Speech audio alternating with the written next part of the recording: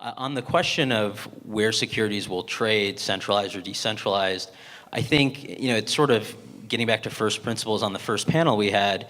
Digital securities are just securities. So where securities, the question of where a digital security will trade is simply a question of where securities trade. So if you want to know where a security trades, you should ask what kind of security it is. Public securities often trade on custodial centralized platforms. As Carlos pointed out, they have this convoluted system, but it's a centralized system, and it's a system in which pretty much all public securities are already basically digital. When you buy a share of Apple, as Carlos pointed out, you don't actually get the share, and the share usually doesn't move at all. It stays with DTC or Seed and Company.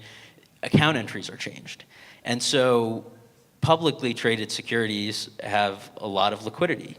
It probably, I think, in the near term doesn't make sense for public securities to be tokenized, because right now they have a lot of liquidity, probably in part because they have this centralized, uniform book entry system of record keeping.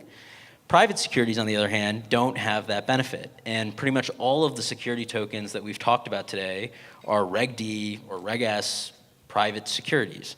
Private securities, as far as I know, don't trade on exchanges. So in my mind, the idea that a digital version of a private security would somehow trade on an exchange is asking the market to behave in a new way. I'm not saying it's not possible. I have no idea. Maybe it will. Maybe that will be the case.